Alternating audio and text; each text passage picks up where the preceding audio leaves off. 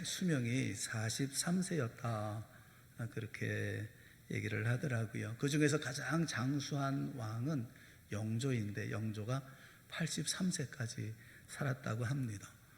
다른 왕들에 비해서는 갑절의 삶을 살았지만 오늘날로 보면 80세야 보통 우리 모든 분들이 다 80세는 다 사시지 않습니까? 일반적인 그런 연령이 80세가 되었죠. 그러고 보면 그동안에 많이 발전해서 의술이 많이 발전을 해서 우리 이 수명도 이렇게 많이 늘어난 것 같습니다. 그래서 유엔이 전 세계적으로 정한 나이가 있어요. 청년의 나이를 어떻게 정했느냐 하면 18세부터 65세까지가 청년이다. 이렇게 그러니까 일할 수 있는 나이가 65세까지 일할 수 있다. 이렇게 얘기를 합니다. 여러분 모두 청년이 된 것을 축하드립니다. 그러니까 우리가 아무리 나이가 많아도 65세 이렇게 되면 청년이라는 거죠. 그때 한참 일할 때라는 겁니다. 그보다 나이가 많으면 그러면 나는 이제 이렇게 생각할 수 있겠지만 65세 이상 되신 분이라 하더라도 그 중년이나 장년에 속합니다. 참고로 노년은 몇 살부터 시작하느냐 하면 99세부터 노년이라고 하니까 여러분 모두가 다 청장년이라는 것이죠. 물론 하나님의 계획과 그리고 하나님의 허용이 있었겠지만 스스로 인간이 가지고 있는 어떤 한계를 이렇게 넘어서 수명을 늘려가는 그 인간의 능력은 참 대단한 능력이라는 생각을 합니다. 코로나19도 많이 어렵지만 머지않아서 해결될 것이다 이렇게 생각을 합니다. 하나님의 형상을 닮은 존재답게 참 대단한 면을 가지고 있는 게 언제나 멈추지 않고 포기하지 않고 계속 앞을 향해서 나아가는 인간의 모습은 그 대단한 그런 어떤 능력을 가지고 있지요. 하지만 반대의 면도 있습니다. 인간은 얼마나 나약한 존재인지 또 모릅니다. 작은 슬픔 앞에서도 주체하지 못하고 몸부림치는 게 인간 아닙니까? 또 고독 앞에서도 쉽게 죽음을 생각하는 게 인간이기도 하죠. 심각한 질병 앞에서는 아예 파랗게 질려버리는 게 우리 인간들 아닙니까? 또 피할 수 없는 죽음 앞에 아무것도 아닌 지푸라기 같은 존재로 전락해버리는 그 인간을 생각해보면 참 인간이란 가엾을 정도로 나약하다라는 사실을 느끼기도 합니다. 오늘 본문 말씀에 보면 인간에 대해서 하나님이 14절 말씀에 보면 아주 기가 막힌 말씀을 하고 계십니다. 뭐라고 말씀하고 계시느냐 하면 버러지 같은 너 야곱아 그렇게 말씀을 해요. 버러지 같은.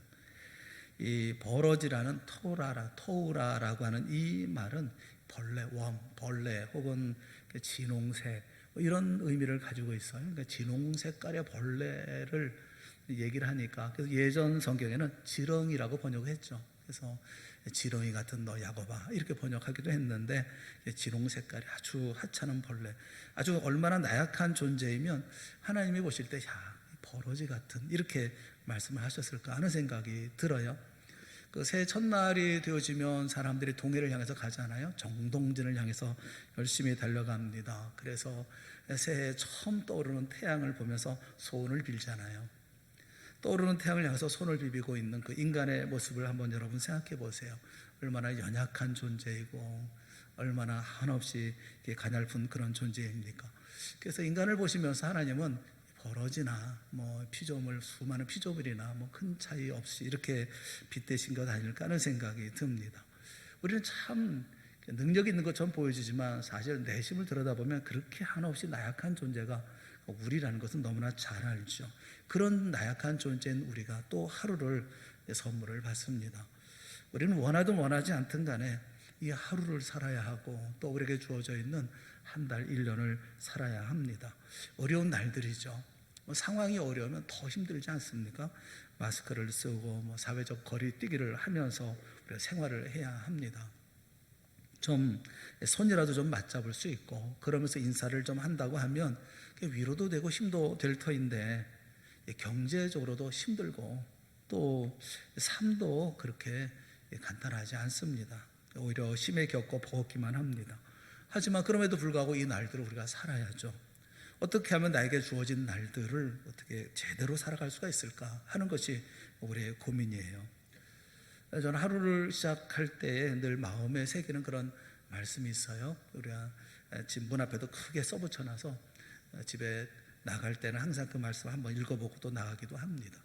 여러분은 어떤 말씀을 품고 하루를 시작하십니까? 저는 때때로 이사야서 41장 10절에 있는 오늘 본문에 있는 말씀을 떠올릴 때가 참 많이 있습니다. 이 말씀을 묵상하면 마음에 있던 불안이 사라지고 또 초라하게 저 자신을 바라보고 있던 시각도 이제 바뀌는 것을 느껴요. 힘과 용기도 얻죠. 이 41장 10절에 있는 말씀이 이렇게 말씀하죠. 두려워하지 말라. 내가 너와 함께 함이라. 놀라지 말라. 나는 네 하나님이 됨이라. 내가 너를 굳세게 하리라. 참으로 너를 도와주리라. 참으로 나의 의로운 오른손으로 너를 붙들리라. 이게 엄청난 말씀이잖아요. 한마디 한마디가 우레와 같이 영혼을 흔드는 그런 말씀이죠. 근심 중에 있어도, 염려 가운데 있어도, 불안 속에 있어도 하루를 시작할 때 이 말씀은 항상 저로 하여금 제자리를 찾게 만듭니다. 그래서 용기와 힘을 내서 삶을 살게 되어지죠. 이 말씀은 원래 이스라엘 백성들을 향해서 주어진 말씀이에요. 먼저 본문의 말씀의 배경을 살펴볼 필요가 있는데, 하나님은 이사야 선지자를 통해서 이스라엘 백성들에게 이 말씀을 주셨습니다. 그 내용이 뭐냐면 앞으로 100여 년쯤 후에 이스라엘 백성들이 우상 숭배의 죄를 범함으로 하나님께 심판을 받게 되어질 터인데, 그래서 그 이 죄의 값으로 바벨론으로 끌려가게 되어진다는 거죠. 바벨론에 끌려가서 포로 생활을 하게 된다는 것입니다. 그 포로 생활 70년간의 포로 생활을 마치면 하나님이 고레스라는 왕을 일으켜서 그 왕으로 하여금 이 망할 것 같지 않은 바벨론을 망하게 하고 정복하게 하고, 그리고 페르시아를 건설한 다음에 이스라엘 백성들을 자기 곡으로 돌아오게 하는 큰 사건이 일어날 것을 이사야에게 말씀해 주시는 거예요. 이 약속의 말씀, 이 말씀을 하시면서 주신 말씀이 본문에 있는 말씀이죠. 두려워하지 말라. 내가 너와 함께함이라. 놀라지 말라. 나는 네 하나님이 됨이라 라고 말씀하고 있는 거죠. 하나님이 함께 하셔서 도와줄 것이기 때문에 이 일들은 반드시 성사될 것이다. 반드시 이루어질 것이다. 그리고 반드시 돌아올 것이다. 참 놀라운 예언이 아니겠습니까? 150여 년 전에 이 예언을 하고 있다는 말씀이 놀랍잖아요. 이 말씀 41장에 있는 말씀을 조금 넘어서 44장에 보면 여기 놀라운 이름이 나옵니다. 그 이름은 고레스라는 이름이에요. 44장 28절에 보면 고레스에 대하여 이르기를 내 목자라. 그가 나의 모든 기쁨을 성취하리라. 이게 하나님께서 예언의 말씀을 하십니다. 이때의 고레스는 존재도 없습니다. 아무도 모를 때였습니다. 150년 전이니까, 그래서 그 사람이 태어나기도 훨씬 전이고 있기도 전이니까, 그런데 하나님이 그 이름을 이미 말씀하고 계시는 거죠. 45장 1절도 보면 1절에도 다시 그 이름을 언급하십니다. 여호와께서 그의 기름 부음을 받은 고레스에게 이같이 말씀하시되 내가 그의 오른손을 붙잡고 붙들고 그 앞에 열국을 항복하게 하며. 이 고레스 왕이 메데바사를 일으킨 왕이죠. 다시 말하면 페르시아를 건국한 왕입니다. 성경은 이렇게 먼 미래를 예언하고 있습니다. 실제로 고레스 왕이 바벨론을 정복합니다. 그리고 새로운 국가를 세웁니다. 그리고 그동안 포로 생활하고 있었던 이스라엘 백성들에게 너희 중에 고국으로 돌아가기 원하는 사람들은 돌아가라 허락을 합니다. 구약성경에 보면 에스라서와 느헤미야서가 이 사실들을 그대로 기록하고 있죠. 이 사건들을 다 기록합니다. 정확하게 역사적으로 기록합니다. 주전 538년에 이스라엘 백성 중에 제1진 첫 번째 사람들이 예루살렘으로 돌아갑니다. 황홀한 꿈을 꾸는 것처럼 극적인 놀라운 사건, 예기치 않았던, 전혀 생각도 못했던 이런 극적인 사건이 일어난 거죠. 이 모든 것을 하나님이 미리 예언을 통해서 말씀하신 거예요. 그때 반드시 이스라엘 백성들과 함께 하실 것이고 도와줄 것을 약속하고 있는 그 말씀이 이사야서 41장 10절에 있는 말씀입니다. 얼마나 놀라운 말씀인지 몰라요. 그런데 혹시 우리 가운데도 이 말씀이 오늘 우리에게 해당되는 말씀인지 의문을 가질 수가 있습니다. 당시 이스라엘 백성들에게 하신 말씀이지 우리에게 하신 말씀은 아니지 않습니까? 이렇게 생각할 수가 있어요. 근데 결론적으로 말씀드리면 이 말씀은 우리 모두를 향해서 주신 하나님의 약속의 말씀입니다. 8절 말씀을 보면 여기 이스라엘 백성들을 이끌어서 하나님이 뭐라고 얘기하고 있느냐면 나의 종 또는 나의 택한 자 또는 아브라함의 자손 이렇게 말씀하고 있잖아요. 신약 성경에 보면 우리를 뭐라고 말합니까? 믿음의 조상 아브라함의 자손 이렇게 말씀하고 있어요. 또 우리를 가리켜서 예수 그리스도의 종 그렇게 말씀을 합니다. 또 우리를 향해서 만세 전부터 택했다라고 말씀합니다. 똑같아요. 따라서 구약의 이스라엘 백성을 향해서 하신 말씀이든지 아니면 오늘 우리를 두고 하신 말씀이나 다 같습니다. 종이요, 자손이요, 택한 자입니다. 그래서 이들에게 하신 말씀이 바로 오늘 우리들을 위해서 하신 말씀이라는 것을 의심하지 말고 받아야 합니다. 그것뿐만 아니죠. 오늘 우리도 바벨론에 살고 있죠. 요한계시록에 의하면 이 세상을 일컬어서 바벨론이라고 말씀합니다. 얼마 있으면 망할 바벨론에 우리 모두가 살고 있다, 그렇게 말씀하죠. 이스라엘 백성들은 실제로 정말로 바벨론이라는 나라에 포로 생활을 했지만 오늘 우리는 없어질 이 영적 바벨론에 거기에 몸을 담고 고생하며 우리가 살고 있습니다. 그러니까 똑같이 바벨론에 살고 있는 거예요. 또 이사야서 41장 10절에 말씀하신 것과 똑같이 예수님도 우리에게 같은 약속의 말씀을 주셨죠. 마태복음 28장 21절에 보면 볼지어다 내가 세상 끝날까지 너희와 항상 함께 있으리라. 그러니까 똑같은 말씀을 해주고 계셔요. 그래서 이 말씀을 이스라엘 백성들에게 주어진 말씀, 그 바벨론의 포로로 끌려가 있을 때 그들에게 용기를 주려고 하셨던 말씀, 이렇게 말씀을 생각하는 게 아니라 그 말씀은 오늘 나를 위해서 나에게 주시는 하나님의 음성으로 받아들여야 한다는 것입니다. 우리 모두가 이와 같은 믿음을 가지고 오늘 말씀을 받을 수 있기를 주님의 이름으로 축원합니다. 지난 금요일 날 손은주 목사님이 이 말씀을 이렇게 전하는데 보니까 이사야서 41장 10절에 있는 말씀을 전하시더라고요.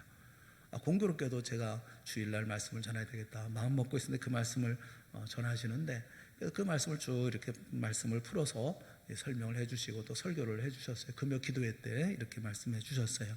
그래서 그 내용은 다시 반복되는 내용을 다시 설교하려고 하는 것이 아니라 저는 다른 면에서 조금 다른 방법으로 좀 접근을 하려고 해요. 우리 모두가 이 말씀 익히 잘 알고 있는 말씀이죠. 이 41장 10절에 있는 이 말씀 우리가 다 잘 알고 있습니다. 충분히 이해도 하고 있습니다. 그런데 문제는 이 말씀의 능력을 체험하고 있느냐는 거죠. 얼마나 체험하고 있느냐, 이게 또 다른 문제라고 생각을 해요. 그런 부분에 있어서 우리가 우리 스스로를 다시 한번 돌아봐야 되겠다는 생각을 가지고 말씀을 같이 생각을 하려고 합니다. 여러분, 하늘과 땅을 창조하신 하나님이 나를 도와주십니다. 하나님이 나와 함께 하십니다. 그 하나님이 나를 굳세게 하십니다. 그 하나님이 나를 꽉 붙들고 계십니다. 그렇다면 사랑하는 여러분, 이 말씀이 나의 삶 속에 그대로 실현이 되어진다고 한다면 내 인생의 말씀이 그대로 이 모든 것들이 나타나고 능력이 우리의 생활을 붙들고 있다고 한다면 여러분, 세상에 나를 당할 자가 누가 있겠습니까? 누가 나를 꺾을 수가 있으면 누가 나를 무시할 수가 있겠습니까? 이거 엄청난 말씀이잖아요. 얼마나 대단한 말씀입니까? 이 말씀 그대로의 삶이 우리 가운데 이루어지면, 이 약속의 말씀이 우리의 삶에 그대로 이루어진다면 얼마나 놀라운 역사를 이루며 우리가 삶을 살겠습니까? 그런데 실제로 신앙생활을 하다 보면 그 말씀이 나에게 실제로 나타납니까? 능력으로 체험이 됩니까? 분명히 현실로 다가옵니까? 여러분, 이렇게 묻는다고 한다면 자신 있게 그렇습니다, 아멘, 이렇게 대답할 수 없는 그런 경우가 많이 있다는 거죠. 이게 우리의 고민이죠. 그 왜 그럴까요? 왜 이 엄청난 약속의 말씀이 나에게 능력으로 나에게 체험되지 못하고 왜 기적처럼 다가오지 못할까요? 이 점을 생각해 보자는 거예요. 왜 그럴까요? 몇 가지 생각할 것이 있어요. 첫째는 하나님의 진실하심을 우리가 잘 모르고 있는 게 아닐까 하는 거예요. 하나님은 진실하신 분이십니다. 하나님께는 거짓이 없습니다. 사람들처럼 이 말했다 저 말했다 하지 않습니다. 말을 바꾸는 분이 아니에요. 이 사실을 제가 설명할 이유가 없습니다. 사실 설교자가 하나님의 진실을 변호한다고 해서 하나님이 갑자기 진실해지는 게 아닙니다. 하나님은 설교자의 변호를 필요로 하지 않으세요. 하나님은 스스로 진실하신 분이십니다. 제가 설교자로서 하나님이 진실하다고 아무리 말한다 하더라도 그래서 하나님께서 더 진실해지는 게 아닙니다. 또 제가 설교를 통해서 하나님의 진실을 잘 설명하지 못한다 하더라도 그건 문제될 것도 없습니다. 그것 때문에 하나님의 진실이 손해볼 것이 아니기 때문에 그래요. 하나님은 언제나 진실하신 분이십니다. 절대로 거짓말하는 분이 아니에요. 사무엘상 15장 29절에 있는 말씀을 우리 한번 다 같이 읽어보겠습니다.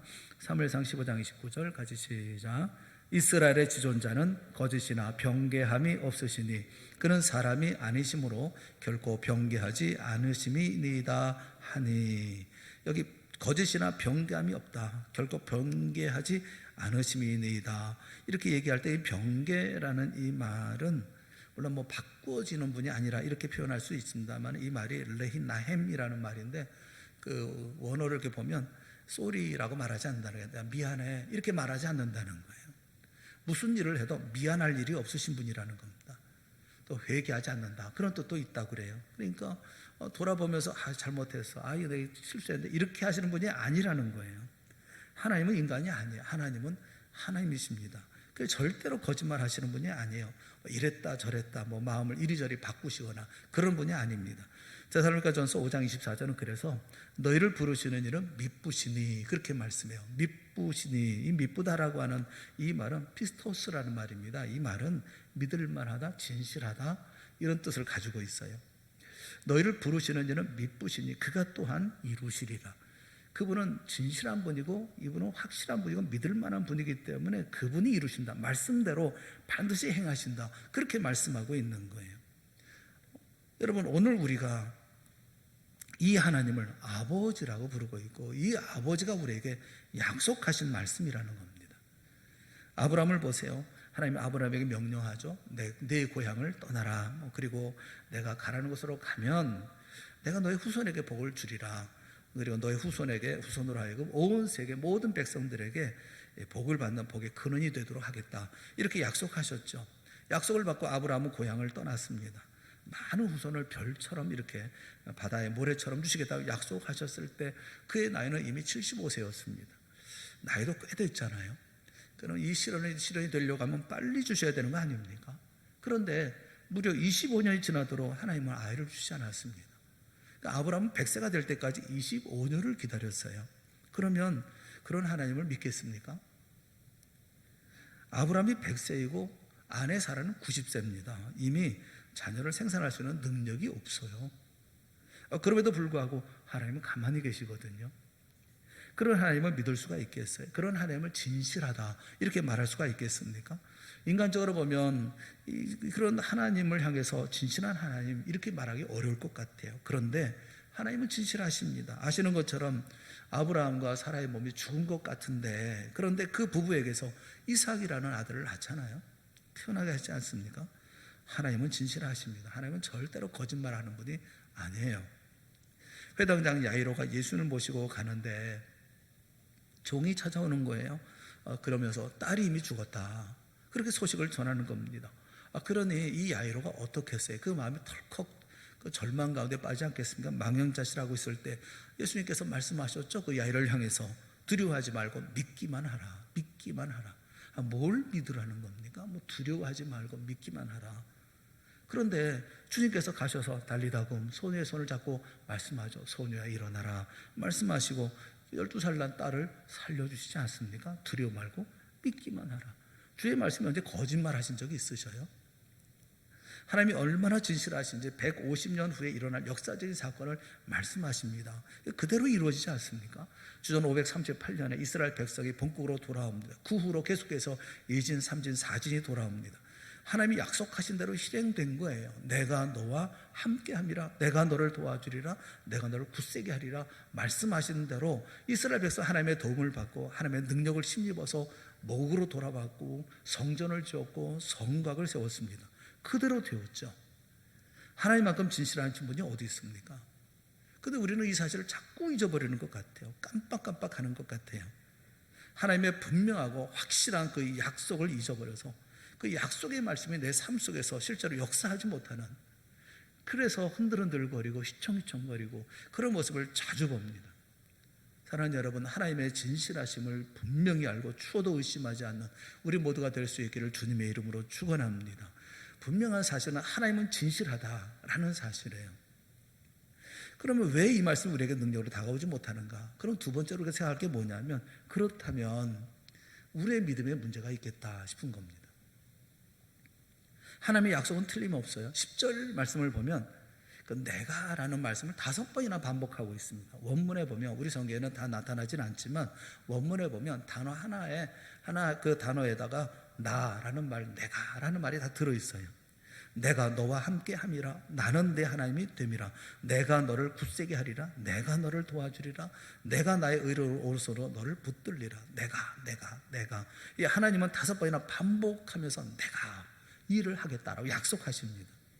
하나님 편에는 문제가 없어요.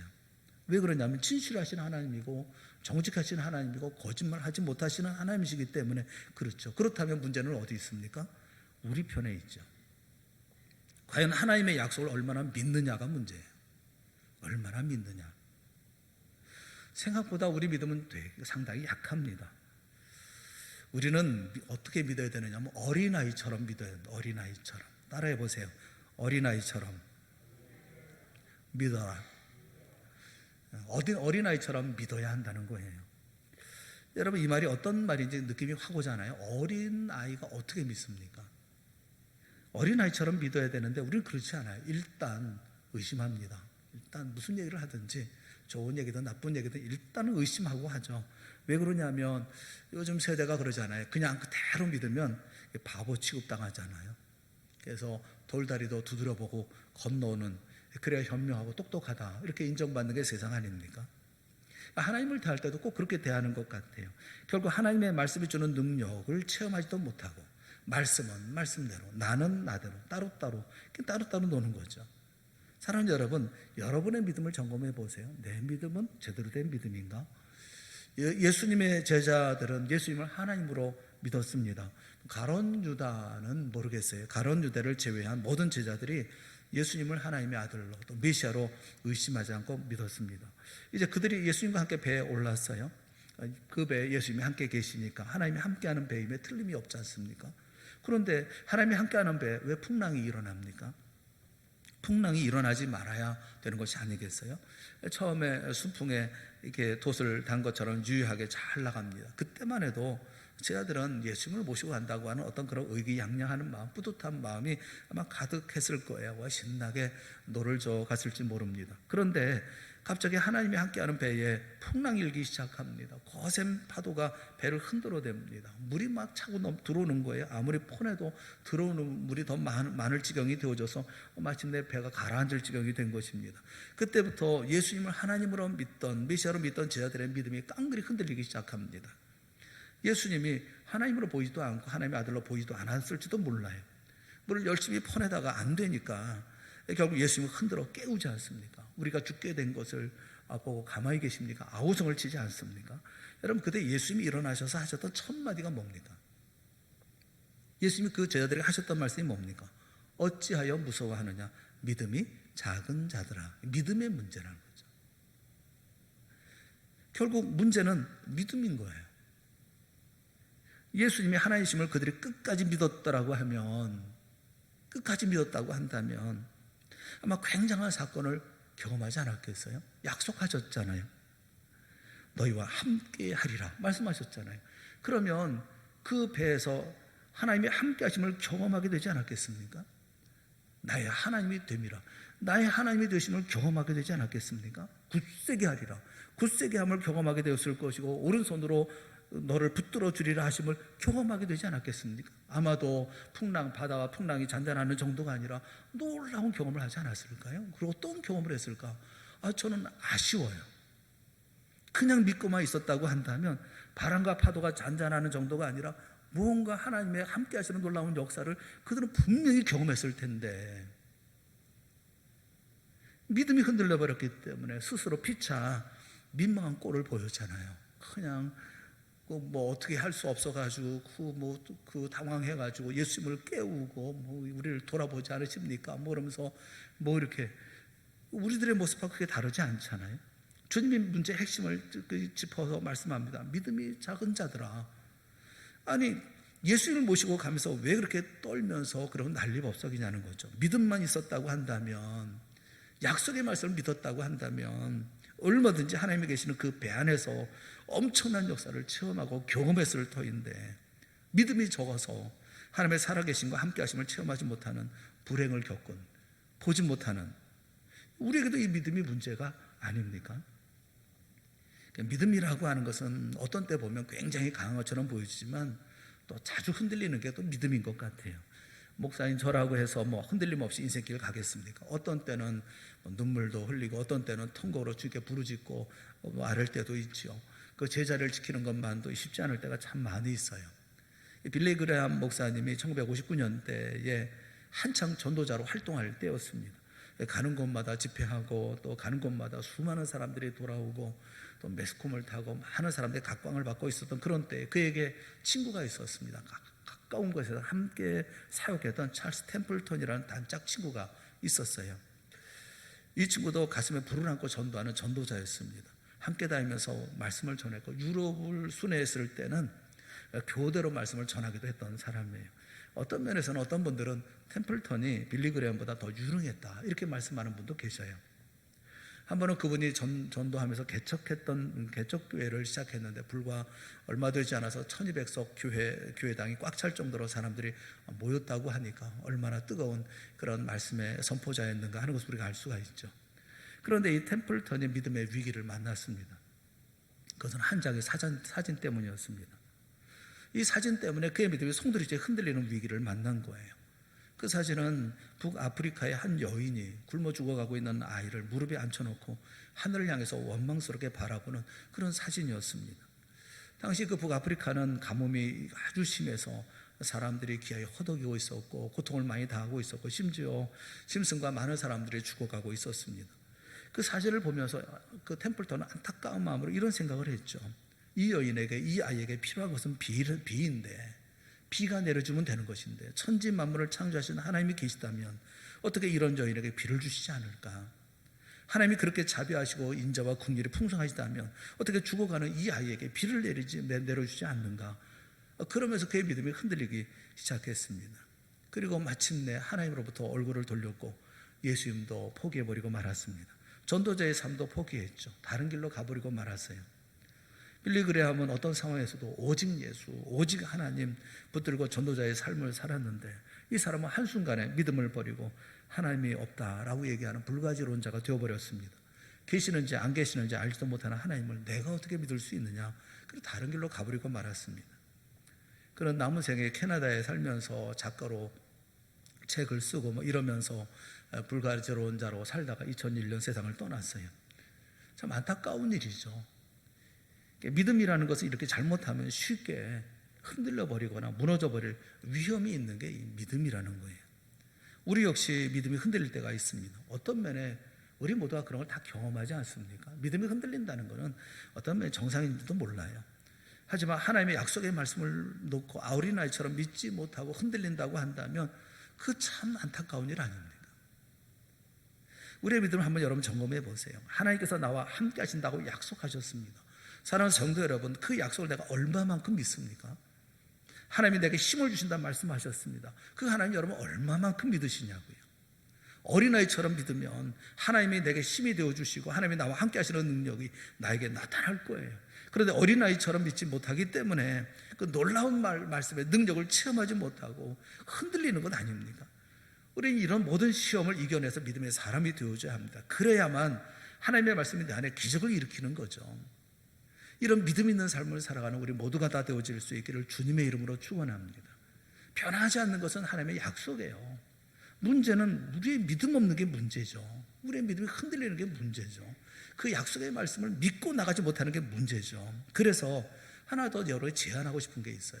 그러면 어떻게 이 약속의 말씀 우리의 생활 가운데 실천되고 실현되어지고 체험되어지고 나타나게 할 수 있는가? 그 능력의 삶을 살 수가 있는가?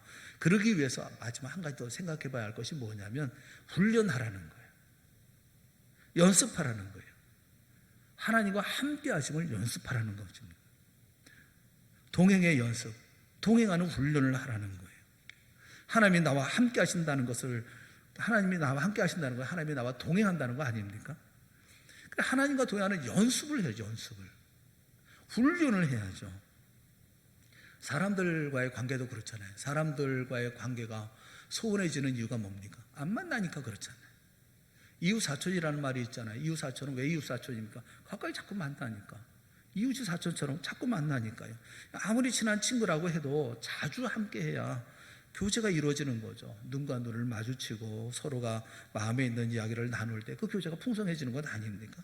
그럴 때 사랑도 우정도 파트너십도 잘 이루어지는 거예요. 그런데 한쪽은 말하는데 한쪽은 대답이 없고, 한쪽은 만나려고 하는데 한쪽은 만나지 않고, 그러면 그 관계는 깨지고 마는 것 아닙니까? 하나님과의 관계도 그렇죠.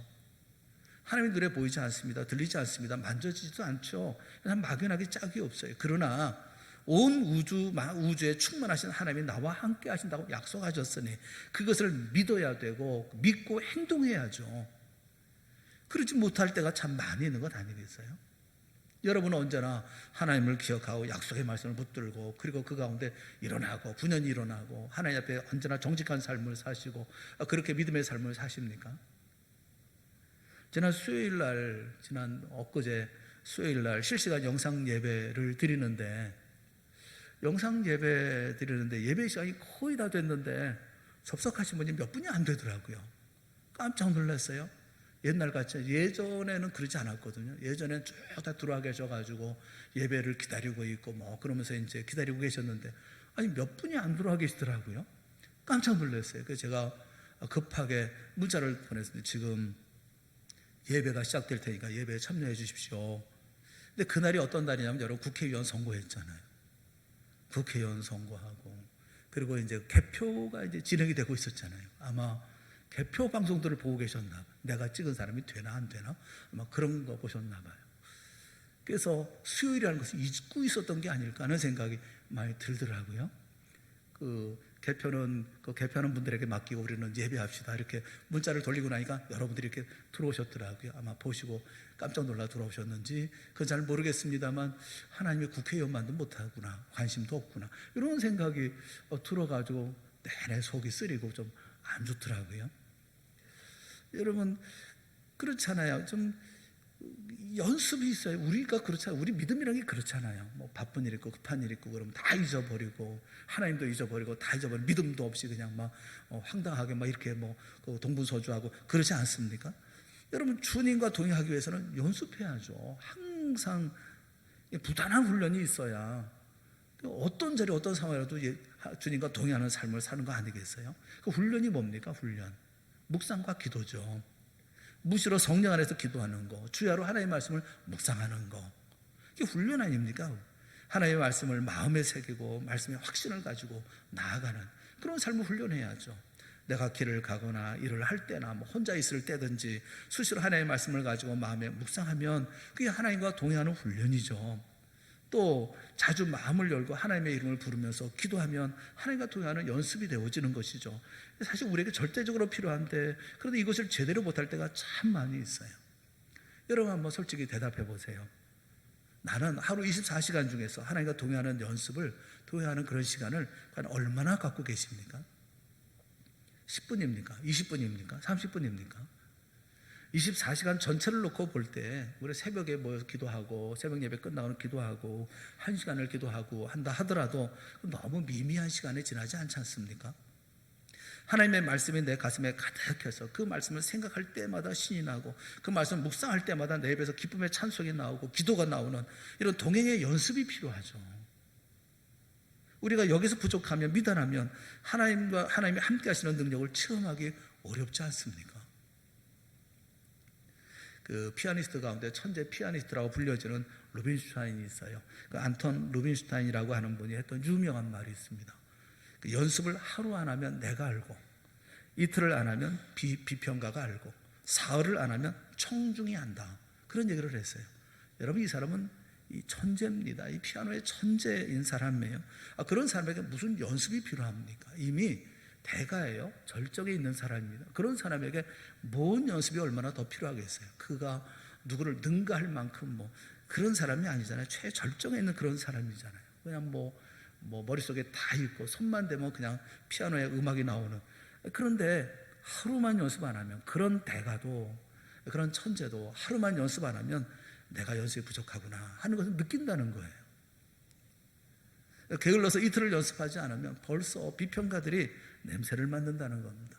사흘을 연습하지 않으면 아무리 기교를 다해서 연주를 해도 청중들이 들으면서 연습이 부족하구나, 이런 걸 느낀다는 거예요. 연습이 얼마나 중요한 거예요. 이런 대가도 연습한다고 그러면 우리는 어떻게 해야 됩니까? 더 연습을 해야 되잖아요. 영적인 삶도 그렇죠. 경건의 연습도 마찬가지 아닙니까? 하나님이 나와 함께 하시고 내 곁에서 함께 걸어가신다고 해도 동의하는 연습을 해야 되는 거 아니겠어요? 여러분, 하루를 이렇게 경건의 훈련을 하지 않으면 그건 내가 알죠. 이틀을 안 하면 누가 알겠어요? 목사가 합니다. 딱 보면 압니다. 기도 안 하는구나. 보니까 행동하는 거 보니까 말하는 거 보니까 아이고 기도 안 하고 살고 있구나. 말씀 묵상 안 하고 살고 있구나. 금방 알죠. 사흘 연습 안 하면 세상이 압니다. 세상이. 아유, 저 사람 믿는 사람이야. 이렇게. 여러분, 우리가 지금이야말로 생각해 보면 연습과 훈련 제대로 하지 않으면 하나님의 말씀 내 안에서 능력이 들어 나타나는 것을 기다린다는 건 참 어리석은 겁니다. 지금이야말로 어쩌면 훈련하기 적기 아닙니까? 코로나19로 안팎으로 어려움을 당하고 있고 뭐 압박도 심하고 어려움도 많죠. 우리 성도들이 또 모여서 예배하고 싶지만 하면서 이 말씀하시는 거 보면 뭐 회사에서 뭐 이런 압박이 있고 뭐 사회에서 압박이 있고 여러 가지 어려움이 있고 뭐 생각들이 많고, 그런데 저는 이럴 때야말로 믿음을 시험할 좋은 기회가 아닐까 하는 생각이 들어요. 이런 때 내가 내 믿음이 어느 정도인지 한번 시험해 봐야 되지 않을까 하는 생각이 들어요. 사랑하는 여러분, 두려워하지 말기를 바랍니다. 용기를 내시기를 바랍니다. 힘을 내시기를 바랍니다. 믿음으로 사십시오. 믿음으로 일어서십시오. 믿음으로 부딪혀 나가십시오. 믿음으로 내 앞에 있는 모든 담을 뛰어넘는 여러 모두가 되어질 수 있기를 주님의 이름으로 축원합니다. 힘 좀 내시고 용기 좀 내시고 하나님의 자녀답게 좀 당당하게 좀 살고 좀 그랬으면 참 좋겠다는 생각이 들어요. 이 경건의 훈련, 동행하는 연습, 우리가 더없이 중요한 것입니다. 어떤 분들은 그런 삶을 살잖아요. 살면서 어렵고 힘들 때마다 하나님이 내 등에 계셔서 등 뒤에 밀어주시는 하나님의 강력한 힘을 나 느낀다. 또 어떤 때는 나를 붙들어서 이렇게 멱살 잡아서 끌고 가시는 하나님의 역사를 내가 경험한다. 하나님이 나와 살아계시는 것을 내가 느낀다. 이렇게 말씀하는 분도 계시잖아요. 그런데 우리가 같은 약속의 말씀을 붙들고 그렇게 살지 못한다고 한다면 여러분 얼마나 억울해요, 우리 인생이. 사랑하는 성도 여러분, 불안한 우리의 미래를 앞에 놓고 하나님은 말씀하셔요. 두려워하지 말라. 내가 너와 함께함이라. 놀라지 말라. 나는 네 하나님이 됨이라. 내가 너를 굳세게 하리라. 다른 말로 하면 내가 너를 강하게 만들리라. 참으로 너를 도와주리라. 참으로 나의 의로운 오른손으로 너를 붙들리라. 이 하나님의 손에 붙들리기만 하면 누가 우리를 굴복시키겠습니까? 누가 우리를 주저앉히겠습니까? 누가 우리를 대적하겠습니까? 만약 하나님이 우리를 위하시면 우리는 반드시 승리하지 않겠습니까? 이와 같은 큰 약속을 손에 붙들고 이 약속이 나를 강하게 만들고 능하게 하고 행복한 자로 만들어야 되는데 그렇지 못하는 원인이 어디 있습니까? 여러분 자신을 돌아보시고 문제가 어딘지 짚어보실 수 있기를 바라요. 하나님의 성실하시고 정직하심을 모르고 계시는 것입니까? 하나님이 누군지를 모르시는 것입니까? 아니면 하나님은 어린아이처럼 믿지를 못하고 계시는 것입니까? 그렇지 않으면 매일의 삶에서 하나님과 동행하는 연습을 게을리하고 계시는 것입니까? 이 시간 성령이 주시는 은혜를 통해서 그 잘못된 부분이나 잘 안 되는 부분을 고쳐주실 수 있기를 기도하는 우리 모두가 될 수 있기를 바랍니다. 우리 모두가 노력할 수 있기를 바라요. 그래서 하나님이 주신 이사야서 41장 10절에 있는 말씀을 가슴에 담고 이 어려운 날들을 헤쳐나가는 여러분 모두가 되어질 수 있기를 바랍니다. 결코 실패자가 되지 않을 것입니다. 놀라운 하나님의 축복이 따를 것입니다. 기대 이상의 삶을 우리가 살게 되어질 것입니다. 우리 모두가 다 이와 같은 기적이 우리 모두에게 일어나고 주님의 도움으로 기적이 상식처럼 우리의 삶 속에 체험되죠. 놀라운 삶을 살아가는 우리 모든 성도들과 우리 모든 여러분들의 가정과 우리 동산교회가 되어질 수 있기를 주님의 이름으로 축원합니다. 함께 기도하겠습니다. 사랑의 하나님 아버지, 우리에게 믿음을 허락하여 주시옵소서. 용기를 허락하여 주시옵소서. 일어서게 하여 주시옵시고 이 땅에서 과연 하나님의 아들답게 하나님의 딸답게 믿음의 삶을 살아가는 저희가 되게 하여 주시옵소서.